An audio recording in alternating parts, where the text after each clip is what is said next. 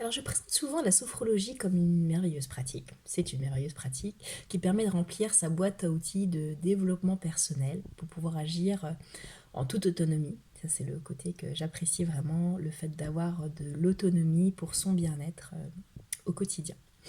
Et lorsque je présente la sophrologie ainsi, j'ai bien conscience que d'une certaine manière, je la réduis à ce qu'elle n'est pas. Donc la sophrologie n'est pas un simple bouton on-off qu'on active lorsqu'on ressent de l'inconfort à un moment donné dans sa journée, même si lorsqu'on a bien compris comment ça fonctionne, bien sûr, on va puiser dans ses connaissances pour faire en sorte de se sentir, sentir mieux à l'instant T.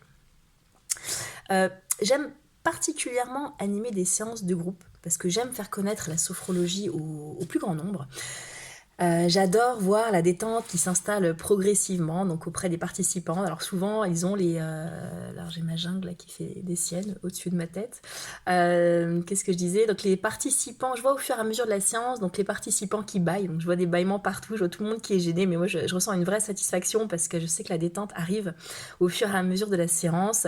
Je me sens aussi satisfaite quand les participants repartent en me disant, là, je vais bien dormir cette nuit. Je sens que voilà, ils sont tous, il y a toujours une satisfaction d'avoir pris du temps pour soi, donc s'être autorisé cette bulle de bien-être au milieu de sa journée, de son quotidien.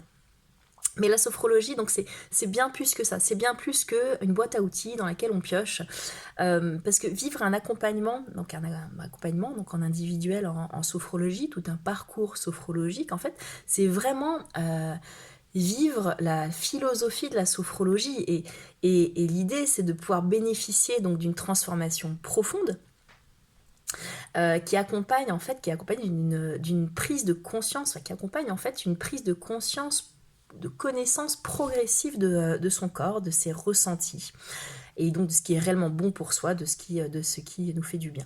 Donc ici, il n'est pas juste question, comme vous voyez, d'un bouton on-off, hein, ça va beaucoup plus loin.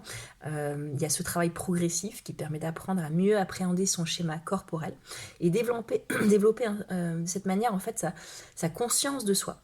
Sa conscience de soi, et ça a un réel impact au quotidien pour améliorer donc sa qualité de vie sa qualité de vie de manière durable.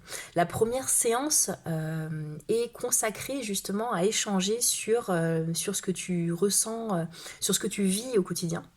Sur ce que tu vis au quotidien et j'analyse alors la situation, donc ce que tu vis, pour pouvoir ensuite programmer, en fait, construire tout un parcours qui est complètement personnalisé pour arriver à cette transformation progressive.